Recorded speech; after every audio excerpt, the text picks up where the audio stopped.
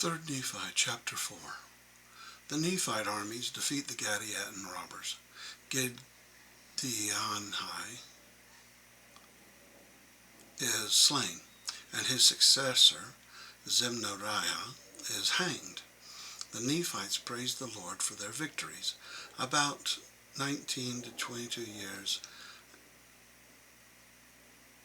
AD. And it came to pass that in the latter end of the 18th year, those armies of robbers had prepared for battle, and began to come down and to sally forth from the hills, and out of the mountains and the wilderness, and their strongholds and their secret places, and began to take possession of the lands, both which were in the land south, and which were in the land north, and began to take possession of all the lands which had been deserted by the Nephites, and the cities which had been left desolate. But behold, there were no wild beasts nor game in those lands which had been deserted by the Nephites, and there was no game for the robbers save it were in the wilderness. And the robbers could not exist save it were in the wilderness, for the want of food. For the Nephites had left their lands desolate, and had gathered their flocks and their herds and all their substance, and they were in one body. Therefore there was no chance for the robbers to plunder and to obtain food, save it were to come up in open battle against the Nephites. And the Nephites being in one body, and having so great a number, and having reserved for themselves provisions, and horses, and cattle, and flocks of every kind, that they might subsist for the space of 7 years, in the which time they did hope to destroy the robbers from off the face of the land. And thus the 18th year did pass away. And it came to pass that in the 19th year Gidionhi found that it was expedient that he should go up to battle against the Nephites, for there was no way that they could subsist save it were to plunder and to rob and murder. And they durst not spread themselves upon the face of the land, insomuch that they could raise grain, lest the Nephites should come upon them and slay them.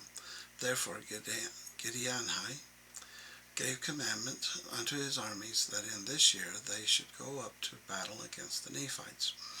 And it came to pass that they did come up to battle, and it was in the 6th month. And behold, great and terrible was the day that they did come up to battle. And they were girded about after the manner of robbers, and they had a lamb's skin about their loins, and they were dyed in blood, and their heads were shorn, and they had head plates upon them.